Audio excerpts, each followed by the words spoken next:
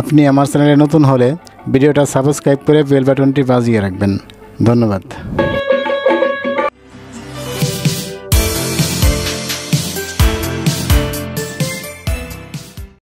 Hello বন্ধুরা, আজকে আমরা যাচ্ছি সদরঘাট, ঢাকা সদরঘাট থেকে চাঁদপুরের উদ্দেশ্যে। আর আমরা যাচ্ছি লঞ্চে করে ঢাকা সদরঘাট থেকে মায়ামি 7 বা মায়ামি 7 নামে যে লঞ্চটা আছে ওটাই যাচ্ছি।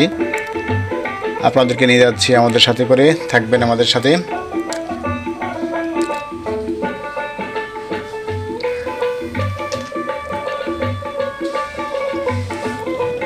সদরঘাট থেকে লঞ্চের উদ্দেশ্যে আমরা টার্মিনাল পার হচ্ছি।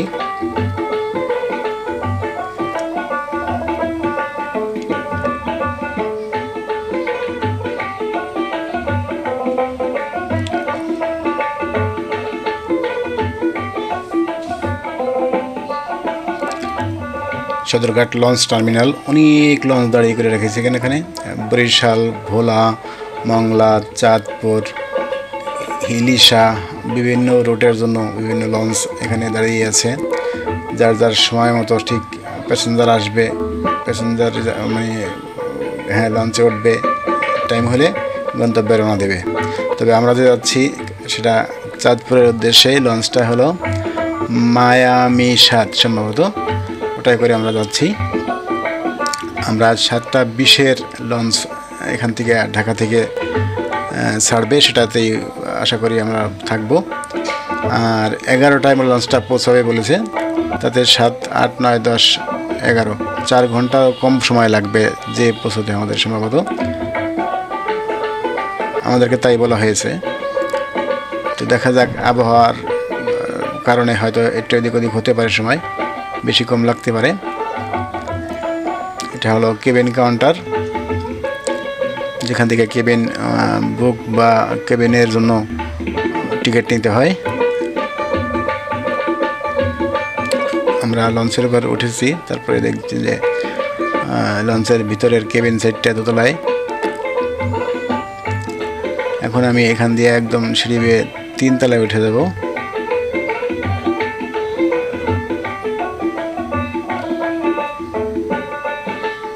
অনেক সুন্দর লঞ্চটার পরিবেশ, অনেক সুন্দর। লঞ্চের ঠিক পিছন সাইডে আমি চলে আসছি। এখান থেকে আমার উদ্দেশ্য ছিল আমি ড্রোন দিয়ে কিছু ফুটেজ নিব। তো আমার ড্রোন যখন চালু করি তখন ড্রোনের যে জিপিএস কানেকশন মানে জিপিএস কানেক্ট করতে হয় আমাদের ড্রোনে। আমরা যখন ক্যালিব্রেশন করতেছিলাম তখন ড্রোন সিগন্যাল দিতেছিল যে এখানে বিভিন্ন নয়েজ বা ওদের মেকানিক্যাল লোহা জাতীয় জিনিস আর বিভিন্ন ইলেকট্রনিক সার্কিটের কারণে আমাদের জিপিএস ট্র্যাকটা খুব ভালোভাবে হচ্ছিল না। তারপর আমি লঞ্চ মানে আমার ড্রোনকে উড়িয়েছিলাম। 7-8 ফিট উপরে যাওয়ার পর দেখি আমার রিমোট কোনো কাজ করতেছে না, বা আমার ড্রোন থেকে আমি আউট হয়ে গেছি, এরকম একটা পরিস্থিতি। পরে আমি একটু ভয় পেয়েছিলাম, যেহেতু মানে ড্রোনটা অনেক দামি ড্রোন। তো ওই 8 ফিট উচ্চতাতে আমি আসলে ধরতেও পারবো না, চেষ্টা করতেছিলাম। তো একটা সময় দেখি যে আমার যেহেতু রিমোট কাজ করতেছিল না, আমি একদম হোম বাটন দিয়ে রাখলাম। হোম বাটন দিয়ে রাখার পরে অটোমেটিকলি সে কিছুটা নিচে আসার পরেই আমি ধরে ফেলি। আর এখানে যারা বাবুর্চি লঞ্চের খাওয়া দাওয়ার দায়িত্বে আছেন, তারা এই ভদ্রলোক খুব ভালো ভাগ করে। আমি খেয়েছি, আমি ভুনা খিচুড়ি আর এই ইলিশ মাছ যেগুলো কাটতেছে এরই একটা খেয়েছি, খুব সুস্বাদু। লঞ্চের খাবার সাধারণত ভালোই হয়, টেস্টি হয়। এটা লঞ্চের হোটেল, যেখানে ক্যান্টিন আর কি, যেখানে বসে মানুষ খাওয়া দাওয়া করে। তো এই ছোটো বাবুটা হেল্পের কাজ করে, কিছু কিছু জিনিস এগিয়ে দেয়।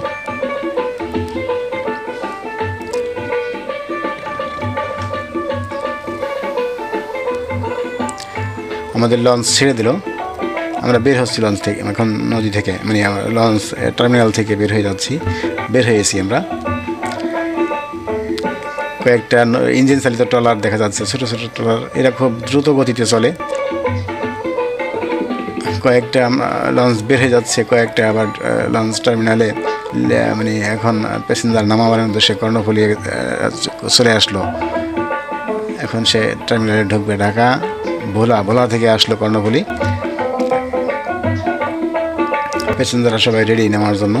আমাদেরকে দেখে তারা, যখন আমি ভিডিও করতেছিলাম, আমাদেরকে দেখে হাত নেড়ে শুভেচ্ছা জানালো।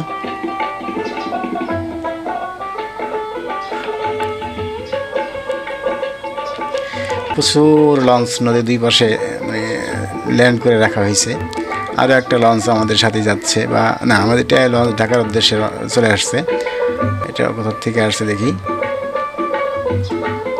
ছোটো ছোটো নৌকাগুলো ঠিক মনে হচ্ছে যে ট্রলার, একটা ট্রলার খুব একদম লঞ্চের নিচ দিয়ে যাওয়া আসা করে। আমার মনে হচ্ছিল যে এরা একেবারে লঞ্চের নিচে চলে যায় এরকম।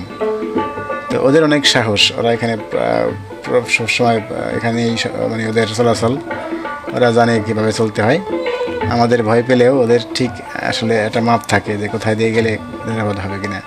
আমাদের লঞ্চের উদ্দেশ্যে আরও এক দুজন প্যাসেঞ্জার, ওরা সম্ভবত লঞ্চটা মিস করছিল, তো একটা ট্রলার ভাড়া করে নিয়ে এসে আমাদের লঞ্চের উদ্দেশ্যে চলে এসছে। দেখেন দুপাশটা কত সুন্দর। এই নদীপথে যারা আসলে ভ্রমণ করে নাই কখনো, তারা নদীপথ সম্বন্ধে আসলে অভিজ্ঞতা ওরকম যাদের নাই, তারা একবার হলেও এই সদরঘাট থেকে বিভিন্ন নদীপথের বিভিন্ন অঞ্চল, যেমন বরিশাল, তারপর ভোলা, মংলা, চাঁদপুর, হিলিশা, বিভিন্ন রুটে এইখানে খুব বিলাসবহুল লঞ্চ আছে। একদিন আসবেন এবং এখানে আসলে আপনার ভ্রমণটা খুব মানে মনোযোগী হবে এবং মানে মনোরম হবে। ভ্রমণটা মনোরম হবে। এখানে আসলে খুবই মানে পরিষ্কার পরিচ্ছন্ন, প্লাস নদীপথে কোনো দূষণ নাই। যেমন আপনার বাসে তো ধুলাবালি বা ধোঁয়া এগুলোর একটা দূষণ থাকে, নদীপথে যেমন আমরা শব্দও পাইনি, আর কোনো নদী মানে ধোঁয়ার গন্ধ পাইনি, আর বাতাসটাও খুব ক্লিন। যেহেতু পানি নিচে উপরে, আবহাওয়াটাও খুব পরিবেশ বান্ধব ছিল। আর দুপাশের দৃশ্যগুলো এত সুন্দর যে আসলে আমরা কোথায় কখন সময় চলে যাচ্ছে টেরই পাচ্ছি না। ঠিক মানে দুপাশ দেখতে দেখতে আমরা সেই ভোলা চাঁদপুরের উদ্দেশ্যে চলে যাচ্ছি। শত শত লঞ্চ, খুব মানে বড় বড় লঞ্চ এগুলা। দেখেন দুপাশে যে লঞ্চগুলো আছে খুব বড় বড়, এদের হয়তো মানে শিডিউল অনুযায়ী ঘাটে যাবে, তবে দুপাশে ল্যান্ড করে বা ওই পার্ক করে রাখা হয়েছে যে লঞ্চগুলো, দেখতে কত সুন্দর। এখানেই অনেকগুলো লঞ্চ যারা হয়তো শিডিউল অনুযায়ী আবার তারা মানে টার্মিনালে যোগ দিবে। এগুলো হলো মালবাহী বা তেলবাহী এই জাহাজগুলা বহন করে। নদীর পানি কিছুটা ঘোলা আকৃতির, এটা হবে কারণ এখন বর্ষার সময় বিভিন্ন জায়গা থেকে পানি আসছে, আর পানির খুব স্রোত, যেহেতু নদী ভাঙ্গন আছে সামনে বা কোথাও কোথাও নদী ভাঙ্গনের দিকে সেই ময়লাগুলো এখান দিয়ে আসে।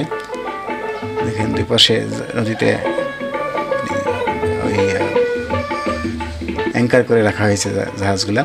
আমরা পোস্তকলা ব্রিজ পার হয়ে যাচ্ছি, খুব দ্রুতই যাচ্ছি। ঢাকা থেকে চাঁদপুর কতটুকু দূরত্ব আমি ওইভাবে জানি না, তবে আমাদের 3 ঘন্টা 40 মিনিটের সময় লেগেছে। আমরা যখন 7:20 রওনা দিয়েছি আর আমরা 11টায় যে পৌঁছেছি, তাদের 3 ঘন্টা 40 মিনিটের মতো সময় আমাদের এখানে লেগেছে। খুবই নিরাপদ জার্নি। সবচেয়ে ভালো লাগছে যে হ্যাঁ দুপাশটা এত ভালো দৃশ্য, যে জাহাজ তৈরি হচ্ছে। আমাদের দেশে প্রচুর জাহাজ এখন তৈরি হয়, এই দুই পাশের যে মানে আপনার মালবাহী বা ওই যে লঞ্চ যেগুলো তৈরি হয়, দুই পাশের অসংখ্য কারখানা আছে যেখানে কি বলে এদেরকে উনি আপনার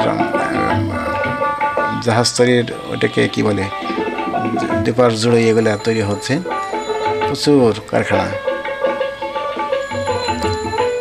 এটা হলো আপনার সম্ভবত তেলের ডিপো, এখানে তেল রিফাইন করা হয়। কোন কোম্পানি বা এরকম কোনো কিছু সিগন্যাল বা লেখা নাই, তবে তেলের অনেকগুলো ট্যাঙ্ক, বিশাল বিশাল আকৃতির ট্যাঙ্ক এখানে আছে। একটা রিফাইনার আছে, রিফাইন যেখানে করা হয় সেটার প্ল্যানটাও এখানে আছে, তবে এদের নামটা দেওয়া নাই, এদের কোন কোম্পানির থেকে বা কারা, এরকম কোনো কিছু দেওয়া নাই, তাই বলতে পারলাম না। সামনে একটা, এটাও একটা রিফাইনার শোধনাগার।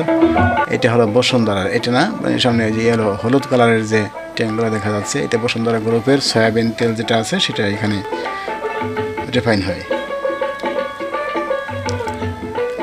একটা ট্যাঙ্কার, এটা তেলবাহী ট্যাঙ্কার, এটা বিভিন্ন যানবাহনকে তেল সাপ্লাই দিয়ে থাকে।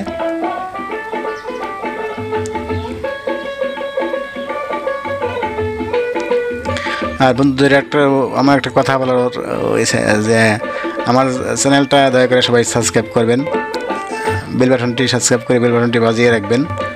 একটা লাইক, একটা কমেন্ট করলে আমাদের নতুন চ্যানেলে আসলে সবার সাপোর্ট দরকার। আপনারা যারা চ্যানেলটা দেখবেন একটা লাইক কমেন্ট করবেন আশা করি।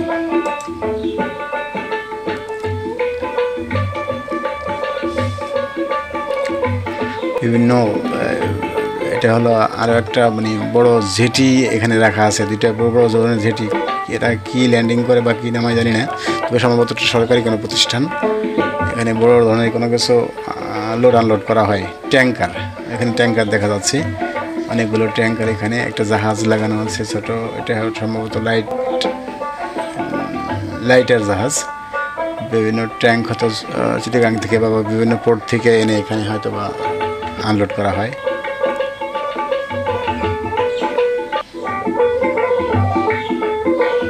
সুন্দর দেখেই আসলে মনটা ভরে যায় যে আসলে আমরা যে নদীপথে কেন যাচ্ছি না বা যাই না। আমাদের ওরকম নদীপথে ঘোরার জায়গাও কম, আর যেহেতু আমাদের যে হোম ডিস্ট্রিক্ট সেখানে আমরা নদীপথের ওরকম ব্যবস্থা নাই।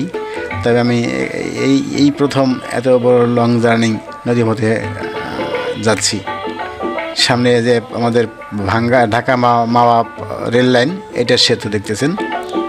এই সেতুটা ঢাকার থেকে একদম মাওয়া হয়ে বিভিন্ন ফরিদপুরের বিভিন্ন অঞ্চল, যশোর দিয়ে বেনাপোল সম্ভবত বা ওই এদিকে যাচ্ছে, চলে নতুন হয়েছে এই ব্রিজটা। এটা হলো আপনার ট্রেনের জন্য ব্রিজটা করা হয়েছে।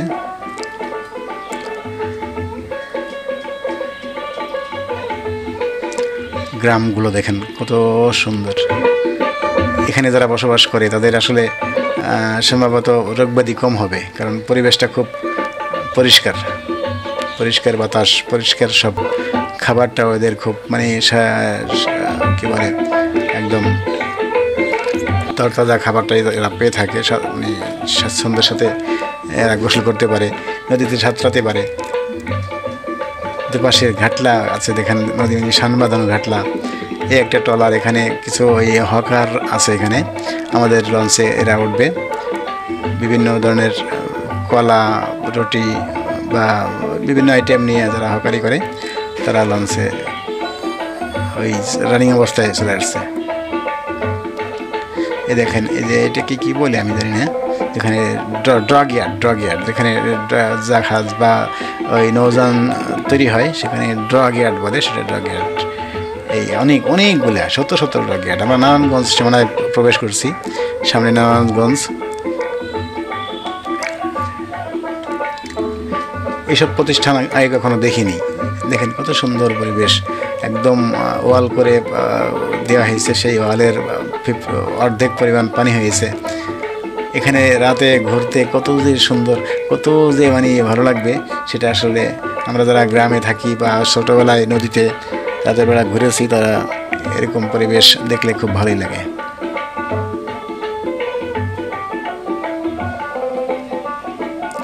ইট বোঝাই করে নিয়ে আসতেছে একটা জাহাজ, ছোট জাহাজ। আর আমরা সামনে এগিয়ে গেলে দেখতে পারবো যে এইটা সম্ভবত নারায়ণগঞ্জের ভিতরে পড়ছে জায়গাটা। তো প্রচুর ইটের ভাটা, এখানে ঢাকার আশপাশে যে ভাটাগুলো ছিল সেগুলো হয়তো অনেক অনেক ক্লোজ করে দেওয়া হয়েছে, বন্ধ করে দেওয়া হয়েছে। তবে এইখান দিয়ে শত শত ভাটা লক্ষণীয়। এই যে ড্রাগ ইয়ার্ড, এখানে জাহাজ তৈরি হয়, এদের সবাই জাহাজের, আসলে এই নদীর দুই পাশ জুড়ে শুধুমাত্র ডক, প্রধান ব্যবসায়ীদের জাহাজ তৈরি করা, ছোট হোক বড় হোক মিডিয়াম হোক সব ধরনের কাজে এরা সম্ভবত করে। দেখেছি বিভিন্ন জায়গায় বিভিন্ন জাহাজ ল্যান্ডিং করে রাখা আছে, কেউ রিপেয়ার করতেছে, কেউ নতুন তৈরি করতেছে। এই দেখেন, যে কারো আসলে মানে ভালো লাগার জায়গা, ভালো মানে লাগবেই, যত মন খারাপ থাক চলে আসবেন লঞ্চ জার্নিংয়ে।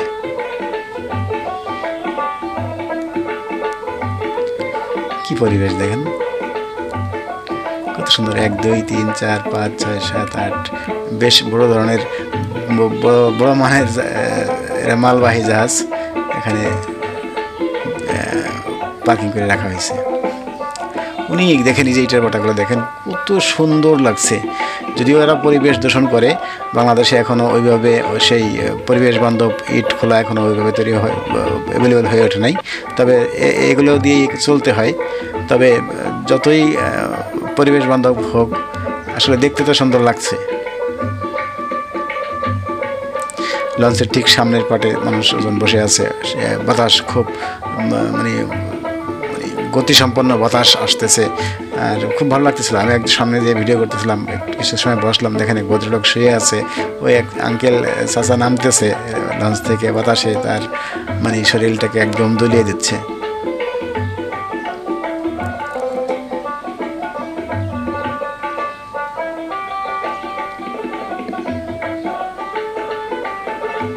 এটি হলো আপনার শাহ সিমেন্টের ফ্যাক্টরি, যেখানে শত শত কংক্রিট বোঝাই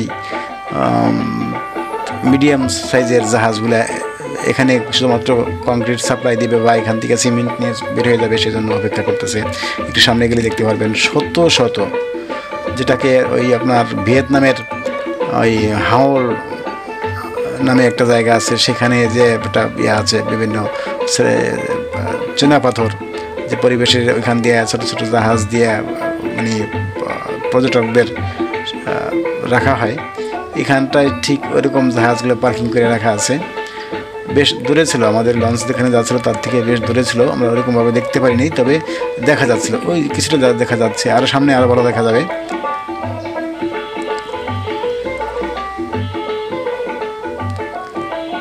লঞ্চের ভিতরের যেগুলা যারা চেয়ার কোচের মতো সিট নিয়েছে, তারা এই সিটে বসে আছে, বা কেউ কেউ অল্প সময়ের জন্য একটা ঘুম দিয়ে নিচ্ছে, যে হয়তো ক্লান্ত, সব খুব সকালে ঘুম থেকে উঠেছে, সে এখানে বসে আরামের সাথে একটা ঘুম। দেখেন কেউ কেউ ঘুমাচ্ছে, কেউ কেউ আবার চাদর বিছিয়ে নিজের বাসার মতো একদম।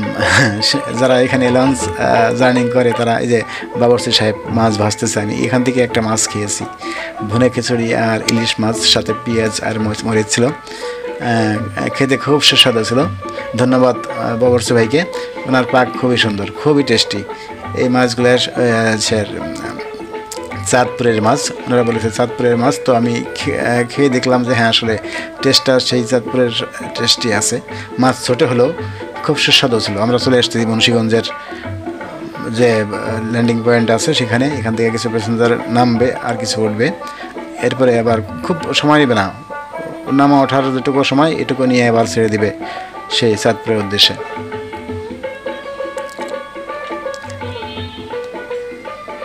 আমাদের ভিডিওটা যারা দেখছেন, একটা সাবস্ক্রাইব করবেন, একটা লাইক দিবেন, কমেন্ট করবেন, ভালো মন্দ যাই হোক কমেন্ট করবেন, আর বন্ধুদেরও দেখার জন্য শেয়ার করে দেবেন ভিডিওটা।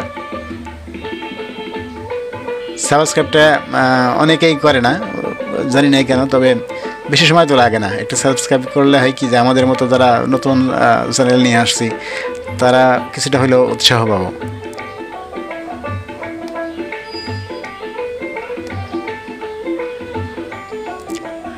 এটা হলো মুন্সিগঞ্জের ল্যান্ডিং পয়েন্ট। এখান থেকেই মুন্সিগঞ্জের উদ্দেশ্যে যারা ঢাকা থেকে আসে বা ঢাকার উদ্দেশ্যে যায় বা বিভিন্ন জায়গার উদ্দেশ্যে যাওয়া আসা করে, তারা এখান থেকেই লঞ্চে ওঠানামা করে। ওই দেখছেন যেটা বলছিলাম, যে হ্যাঁ, শাহ সিমেন্ট বা আরও কয়েকটা সিমেন্ট ফ্যাক্টরি এখানে রয়েছে, যারা এখানে কাঁচামাল হিসাবে জাহাজে করে কাঁচামাল নিয়ে আসছে, আবার সিমেন্ট বোঝাই করে নিয়ে যাবে। শত শত বাম দিকে তাকালে দেখবেন শত শত জাহাজ এখানে মানে অপেক্ষা করতেছে, কেউ মানে মাল নিয়ে চলে যাবে, আবার কেউ মাল খালাস করবে এরকম। ইতিমধ্যে বৃষ্টি চলে আসছে। আমরা বৃষ্টিতে একদম সামনের জায়গাটাতে ছিলাম। বৃষ্টি যখন গায়ে এসে লাগলো খুব ভালো লাগতেছিল যে আসলে এত সুন্দর আবহাওয়ার মাঝখানে আমাদের প্রকৃতি আমাদেরকে ভিজিয়ে দিতে একটু দ্বিধাবোধ করে নেই, ভালো লাগতেছিল। আর এটা যেহেতু আমরা নদীপথে জার্নিংটা সবারই ভালো, তবে এটা বেশ যতই এগোচ্ছি আমরা চাঁদপুরের দিকে, ততই নদীর দুপাশটা মানে প্রসারিত হচ্ছে, অনেকটা প্রসারিত হচ্ছে। মনে হচ্ছে আমরা সাগর বা বড় বড় পদ্মা নদীর মতো। এই যে এই যে ইলিশ মাছ ধরতেছে দেখছেন, এখানে আমার একটু আগে দেখেছি একটা ইলিশ মাছ জালে বেজেছে, তবে আমাদের থেকে বেশ দূরে ছিল, আমি জম করে দেখেছি, এই জন্যই বেশি ভালো দেখা যায় নাই। দেখেন এখানে নদী প্রসারিত হচ্ছে পর্যায়ক্রমে, ধীরে ধীরে নদী বড় হয়ে যাচ্ছে। এই যে জাহাজগুলা মানে অ্যাঙ্কর দিয়ে অপেক্ষা করতেছে মাল খালাসের জন্য, প্রচুর শত শত জাহাজ। মানে এটি একটা পিকনিক স্পট হলে বাংলাদেশের, ঢাকার জন্য, যারা আমরা ঢাকাবাসী তাদের জন্য এখানে পিকনিক করার জন্য একটা বড় স্পট গড়ে তোলা যায়। যে কারো মন বা হয়ে যাবে এখানে আসলে।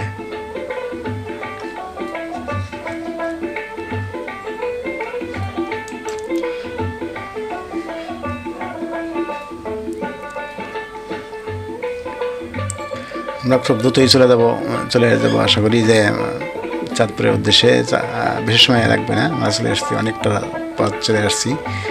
যতই এগোচ্ছি আর অপেক্ষা করতেছি কখন নামবো। আর বন্ধুদেরকে বলে রাখি, আমরা আজকে শুধু লঞ্চ জার্নিংটা দেখালাম, আগামী পর্বে চাঁদপুরের ইলিশ নিয়ে আমাদের ভিডিও আছে। খুব বড় বড় ইলিশ, একদম টাটকা ইলিশ লঞ্চ জাহাজ থেকে নামতেছে, বা বিভিন্ন যারা মাছ শিকার করে তাদের নৌকা থেকে মাছ নামতেছে, মাছ ডাক হচ্ছে, নিলাম হচ্ছে, মাছ কিনে নিয়ে যাচ্ছে। ঢাকার থেকে অনেক মানুষ আসছে শুধুমাত্র তার প্রাইভেট ভাবে বাসার জন্য মাছ নিয়ে যেতে। আমরা চলে আসছি আমাদের গন্তব্যে। আমরা একটু পরেই সেই কাঙ্ক্ষিত চাঁদপুরে আমাদের লঞ্চ ল্যান্ডিং করবে। আমরা নেমে আশা করি যে খুব তাড়াতাড়ি লঞ্চ থেকে নেমে ইলিশ মাছ দিয়ে হোটেলে ভাত খাবো।